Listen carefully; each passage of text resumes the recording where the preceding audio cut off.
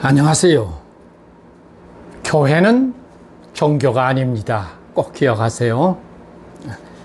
하나님의 계시와 전달자들의 이야기, 오늘 네 번째 시간입니다. 이걸 마지막으로 해서 계시로는 마치려고 합니다.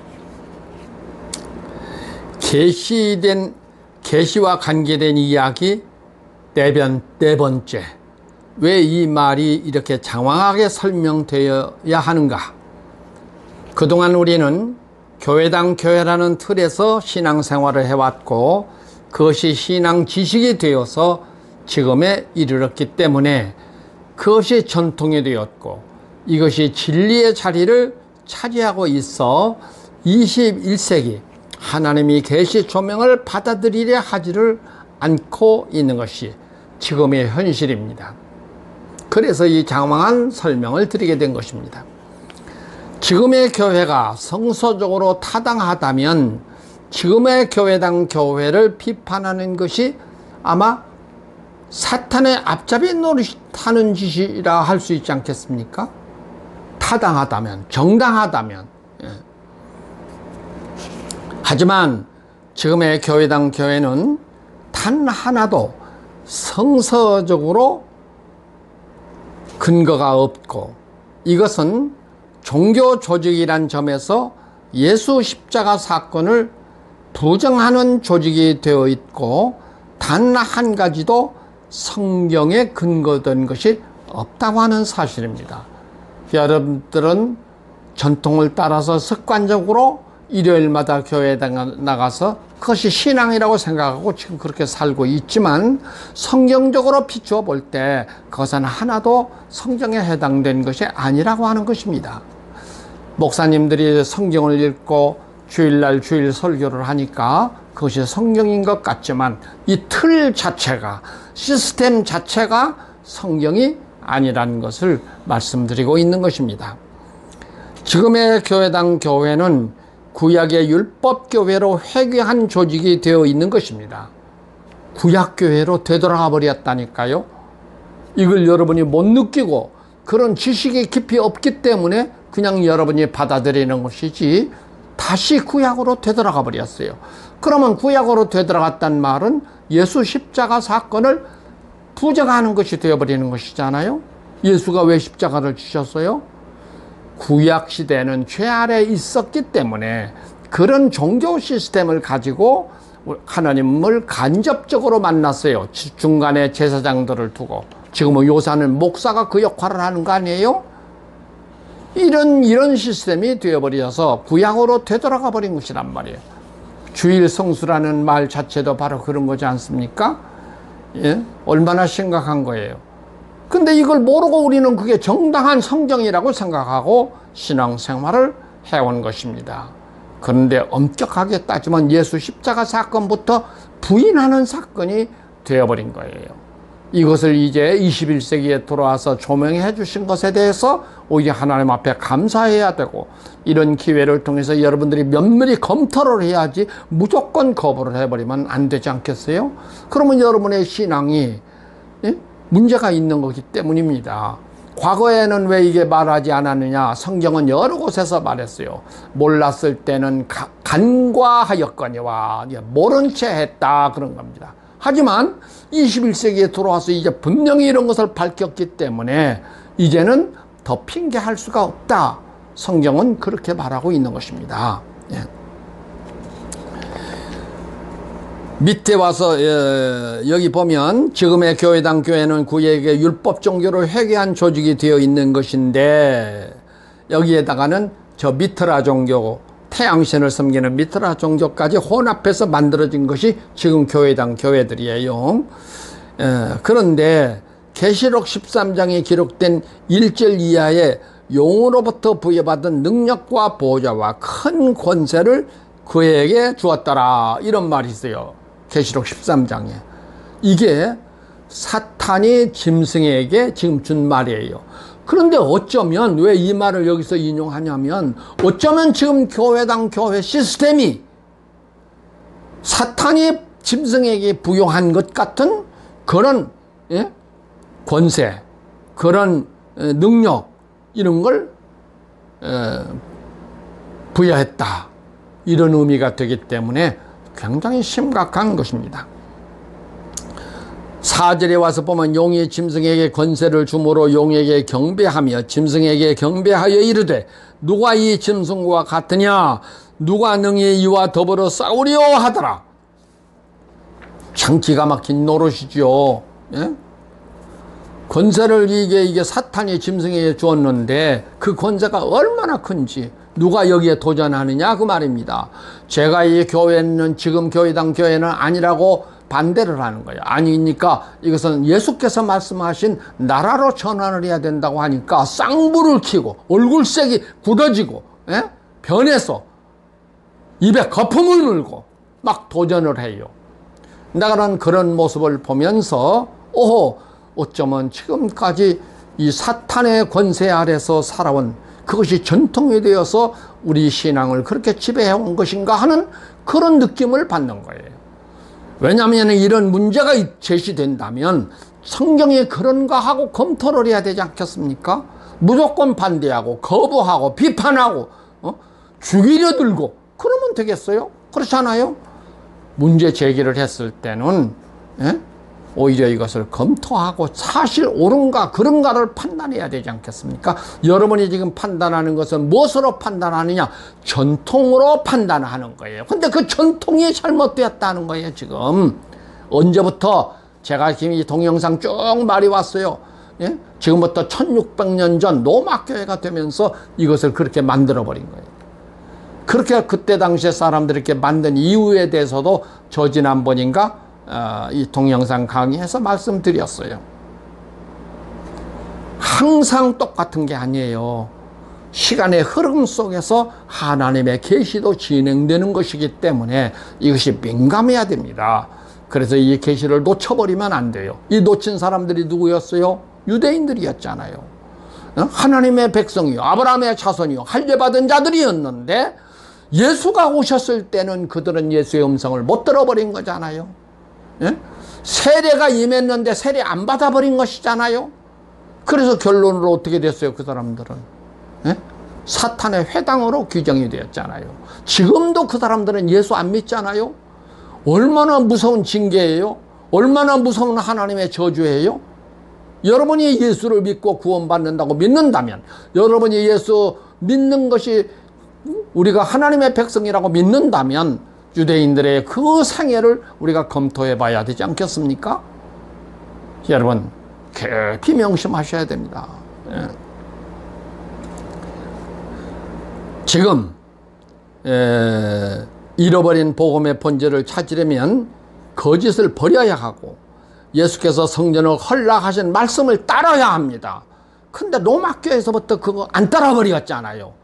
우리는 성전을 지차해서 지금 교회당 교회들이 그때부터 만들어진 거잖아요. 예수님이 허락한 것을 안 따른 것이 지금 교회당 교회들이라니까요. 얼마나 심각한 것입니까? 그러면서도 주여 주여로 자꾸 우리가 구원받는다? 하나님의 백성이다?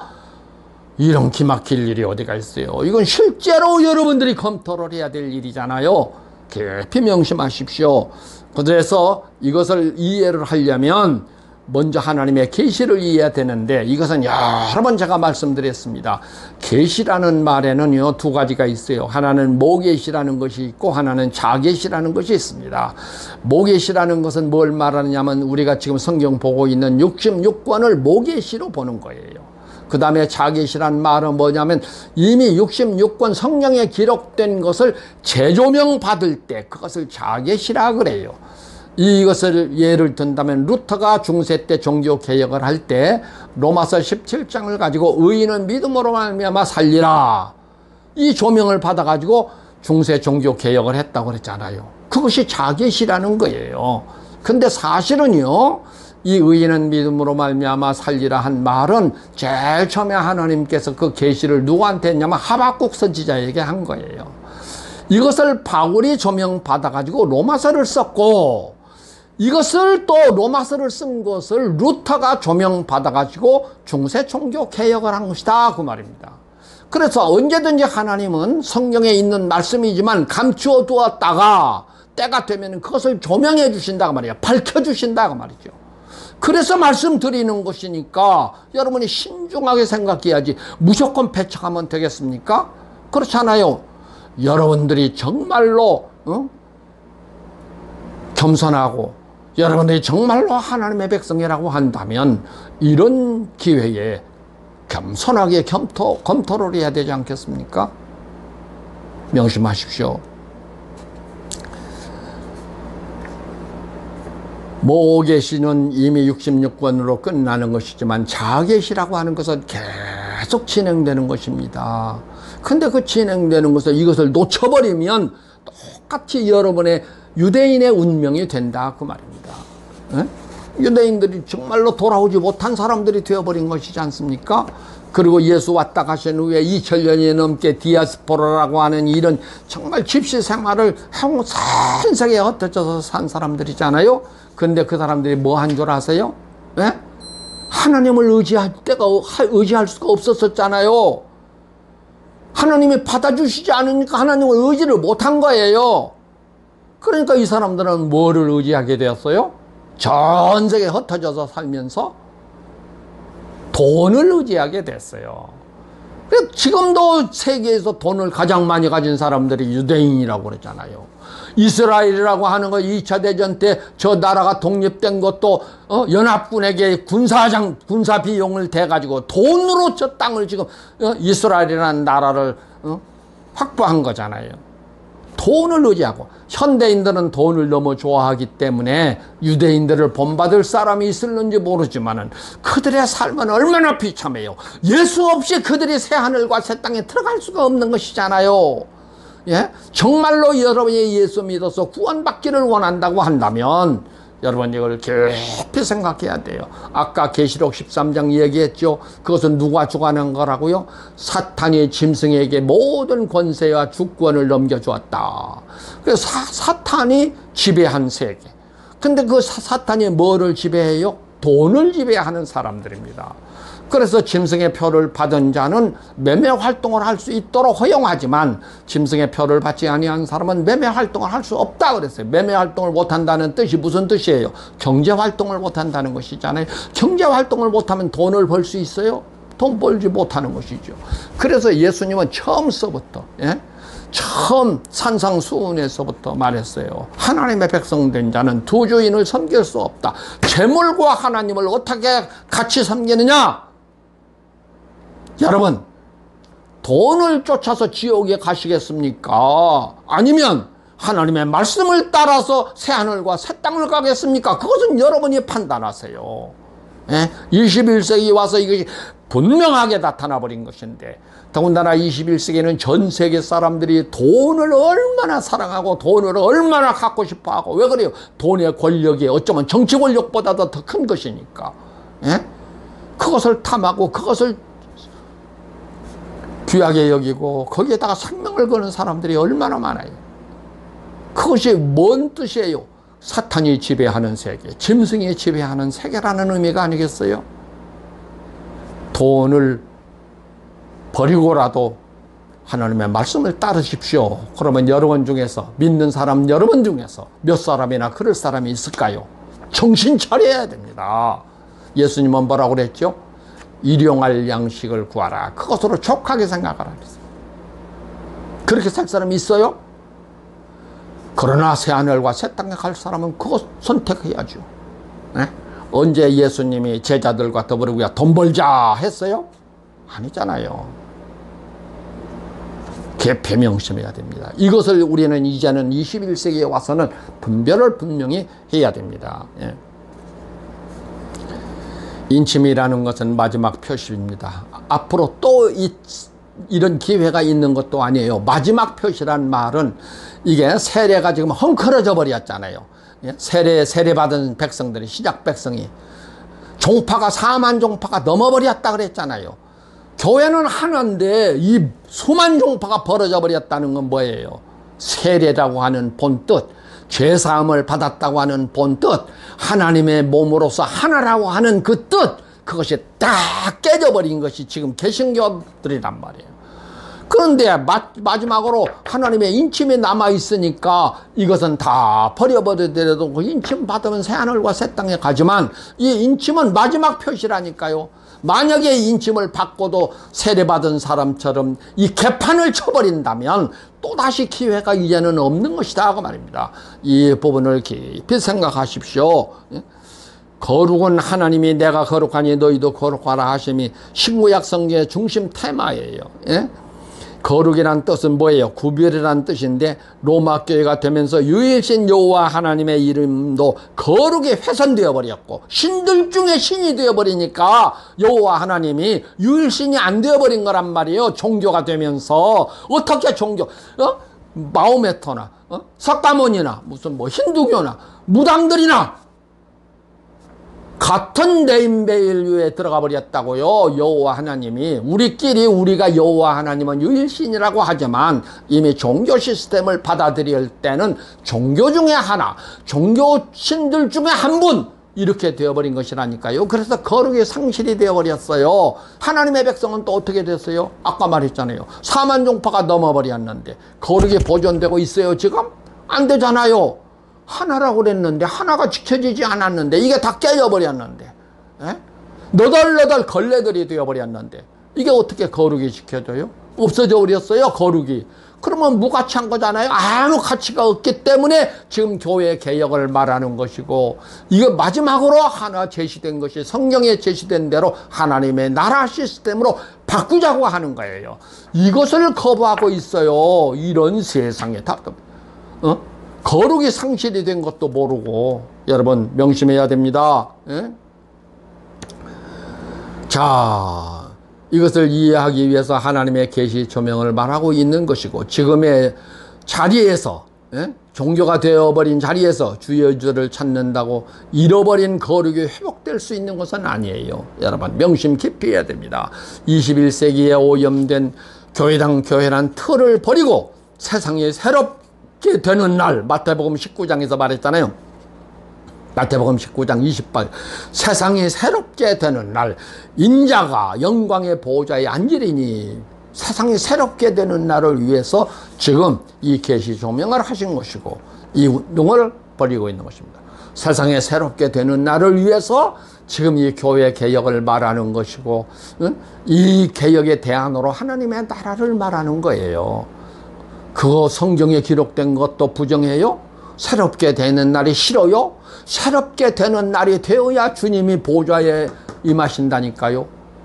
그런데 주여 주여만 찾으면서 주 재림하는 것을 부정해요? 그러고서도 어떻게 예수 믿는 사람이라 할 수 있어요? 여러분 스스로 모순을 가지고 있잖아요. 깊이 명심해야 됩니다.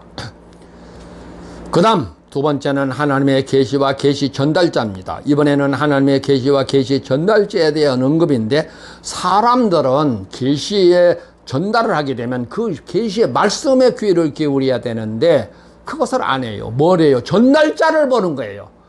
내용 말씀을 보지 아니하고 전달자를 보고 그 전달자를 핍박하는 거예요. 그것이 구약 시대였었잖아요. 참 기가 막힐 노릇이죠. 그러니까 이 전달자로 부름받은 사람은 정말로 참 억울하게 많은 핍박도 받고 죽임도 당하고 다 그런 거잖아요. 자, 그래서 예수님은 이 말씀을 했어요. 인자로 말미암아 사람들이 너희를 미워하고 멀리하고 욕하고 너희 이름을 악하다 하여 버릴 때에는 너희에게 복이 있도다. 그날에 기뻐하고 뛰놀라 하늘에서 너희의 상이 큼이라. 그들의 조상들이 선지자들에게 이와 같이 하였느니라. 누가복음 6장 22절 이하에 말을 했어요. 예수께서 그 말을 해주었어요. 선지자 그 말씀을 계시의 말씀을 전하는 사람을 핍박을 하고 미워하고 욕하고 죽이고 그랬다니까요. 내용을 들을 생각은 안 하고. 이어서 다시 말해요. 화 있을진저 너희 부요한 자여 너희는 너희 위로를 이미 받았도다. 화 있을진저 지금 배부른 자여 너희는 주리리로다. 화 있을진저 너희 지금 웃는 자여 너희가 애통하며 울리로다. 모든 사람이 너희를 칭찬하면 화가 있도다. 그들이 조상들이 거짓 선지자들에게 이와 같이 하였느니라. 예수님이 이런 말씀 해놓지 아니했다면은 우리 같은 사람은 정말로 억울하고 슬플 거예요. 근데 여기에 명시해 주었어요. 거짓 선지자들은요, 칭찬하고 존경하고 사랑하고 대접받고, 이게 거짓 선지자들이라는 거예요. 근데 그들에게는 화가 있다. 여러분 명심하십시오.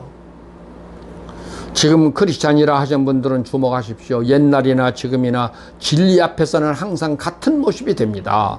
그럼 누구에게 상이 있고 누구가 지옥 형벌을 받는가? 지금 여러분이 판단하십시오. 마지막으로 인침은 나라의 소관입니다. 마지막 남은 것이 하나님의 인침이라고 그랬잖아요. 예? 이것은 어디서 주관하느냐? 나라에서 주관하는 거예요. 할례는 누가 주었어요? 족장들이 했어요. 세례는 어디에서 주었어요? 교회 조직이 했어요. 그런데 인침은 나라의 소관이라 그 말입니다. 나라가 되어야 인침을 받아요. 그런데 무조건 반대를 해요. 이것이 마지막 지금 표시라니까요. 하나님의 백성들의 표시. 예? 제가 여러 번 말을 했습니다. 우리가 미국 가서 살려면 미국에서 뭘 받아야 돼요? 미국 시민권을 받아야 되는데 그 시민권을 어디 아파트에 마켓에 가서 삽니까? 백화점에 가서 삽니까? 어디 가서 사요?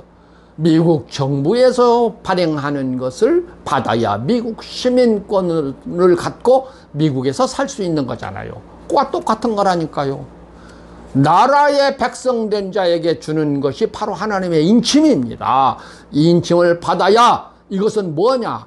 그리스도의 왕국, 백성이라는 표시요. 동시에 이 인침을 받은 자가 새하늘과 새 땅에 들어가는 티켓이란 말이에요. 예? 새하늘과 새 땅에 들어가는. 이걸 싫어요? 이거 하라, 이걸 받으라는데 이걸 거부해요? 세례 받은 자리는 이미 효력이 다 끝나버렸다니까요. 그런데도 미적거리게 있어요? 여러분 기회는 항상 있는 게 아니에요. 깊이 명심하십시오. 예? 이 표시는 그리스도의 왕국 백성의 표시인 동시에 새하늘과 새 땅 진입을 위한 티켓이 된다고 하는 것을 깊이 명심하십시오. 인자가 올 때에 세상에서 믿음을 보게 되냐 하시니라. 누가복음 18장 8절. 누구든지 하나님의 나라를 어린아이와 같이 받아들이지 않는 자는 결단코 거기 들어가지 못하리라. 거기는 새하늘과 새 땅을 두고 한 말입니다. 누가복음 18장 17절입니다. 사랑하는 여러분, 정말로 새하늘과 새 땅에 대한 소망이 있습니까? 그러면 지금 당장에 하나님의 인침받는 일에 관심을 가지십시오. 오늘 여기서 마치도록 하겠습니다. 다음 시간에 뵙겠습니다. 안녕히 계십시오.